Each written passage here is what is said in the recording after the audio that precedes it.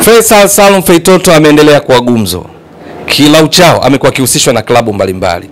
Wananchi Yanga ni miongoni mwa wanaohusishwa na Feitoto kwamba anarejea katika timu hiyo aliyowahi kuichezea kabla ya kutimkia Azam. Lakini pia anahusishwa na wekundu wa Msimbazi Simba. Feitoto anahusishwa pia na Wydad Casablanca ya Morocco. Feitoto anahusishwa pia na Kaizer Chiefs ya kule nchini Afrika Kusini kama ilivyo Mamelodi Sundowns ya Afrika Kusini. Kwa ufupi tu, zipo timu nyingi zinahusishwa na kiungo huyo wa kimataifa wa Tanzania, kiungo ushambuliaji Faisal Salum aka Feitoto.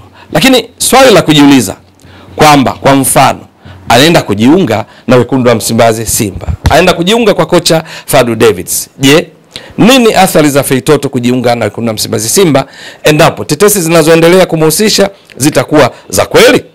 Ni kwamba Simba itaongeza uimara wake. Inafahamika Simba chini ya Fadlu Davids mfumo wao katika kucheza huwa ni baada ya golikipa kuwa na walinzi wanne, viungo wale ukabaji, viungo tatu ushambuliaji na mshambuliaji kinara mmoja. Feitoto hucheza eneo hili kama miongoni mwa viungo wa ushambuliaji akiwa nyuma ya mshambuliaji kinara. Kwa lugha nyingine anakuwa katika eneo la kati. Wawili wakiwa pembeni, katikati pale ndipo ambapo Faisal Salum Feitoto hucheza vizuri zaidi tangu ahamishiwe eneo hilo kutoka kuwa kiungo ukabaji enzi za Nasreddine Nabi katika klabu ya Yanga. Feitoto alikuwa kiungo ukabaji, alisogezwa mbele akawa sasa akitekeleza majukumu kama nambari 10. Je, akitua Simba itakuwa vipi? Ile eneo linalohusishwa na Feitoto analocheza ndilo ambalo yupo Jasha Ahua wa Simba. Kwa lugha nyingine ni kwamba Feitoto akitoka katika klabu ya wekundu wa Msimbazi Simba, Simba itajiongezea nguvu zaidi katika eneo hilo kwa sababu Jasha Ahua mchezaji wa kimataifa kutoka Ivory Coast amekuwa katika kiwango bora sana. Hivi sasa Ahua yupo namba 2 katika orodha ya wafungaji wenye mabao mengi. Juu pale yupo Clement Mzize Walid mwenye mabao 13. Wanaofuatia ni wawili, Prince Pumelo Dube na yeye Jasha Ahua ambaye si mshambuliaji bali kiungo ushambuliaji nyuma ya mshambuliaji kinara. Lakini Jasha Ahua ameshika nafasi hii kwa sababu ana mabao 12 baada ya kucheza kwa dakika 1450. Na sio tu mabao, ametoa assist 7. Kwa lugha nyingine amechangia mabao 19 kati ya mabao 52 alionao hivi sasa Simba, sawa na mchango wa jumla wa asilimia takriban 37. Jasha Ahua yupo kwenye kiwango bora sana. Lakini katika nafasi hiyo akija Faisal Salum Feitoto, yeye miongoni mwa mambo yanomfanya awe miongoni mwa wachezaji bora sana nchini na kutakiwa na timu nyingi.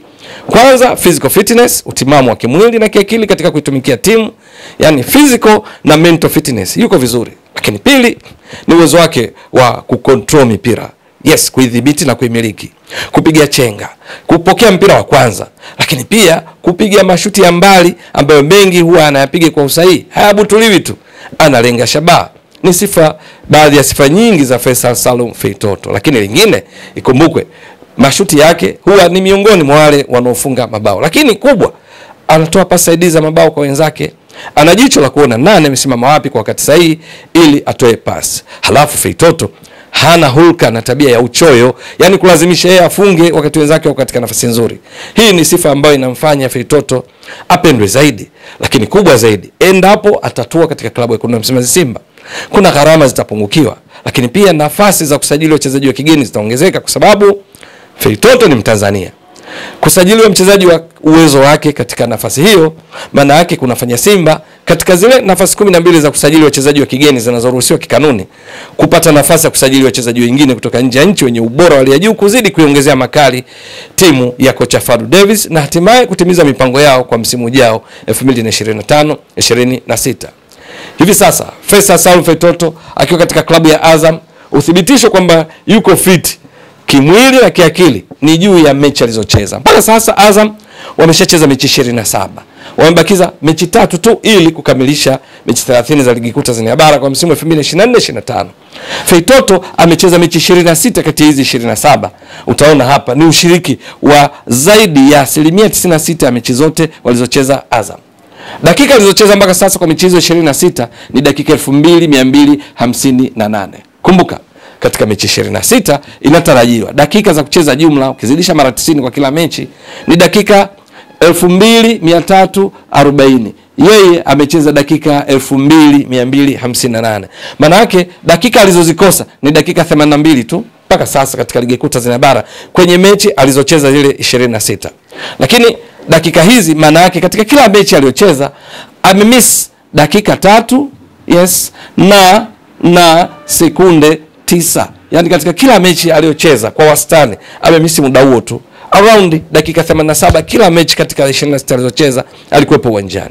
Nini amefanya ikiwa uwanjani? Feitoto amepiga shots mashuti 39. Kati ya haya mashuti 27 yamelenga shabaha, ambapo panathibitisha kile kitu tunasema shooting accuracy, usahihi wa kupiga mashuti, kwa sababu mashuti 27 kati ya 39 ukizidisha kwa 100 kupata shooting accuracy, utaona hapa ni around 69%. Ni kiwango cha juu cha ufanisi wa kupiga mashuti kwa kulenga shabaha. Lakini katika mashuti hao aliyopiga, nini kimetokea? Faisal Salum Feitoto amefunga mabao 4 na pia ametoa assist mabao 4, goals 4, lakini pia ametoa assist, pass side za mabao 13, na ukijumlisha hapa utagundua ni mabao 17. Lakini Azam wamefunga mabao 43. Kwa hiyo ukiweka chini mabao yote walifunga Azam ukazidisha kwa 100 ili upate mchango wa asilimia wa Feitoto, jumla ya mabao aliyochangia kwa msimu huu kwenye ligi kuu, utagundua ni around 40%. Ndio, 39.5 plus around 40%. Hiki ni kiwango cha juu mno.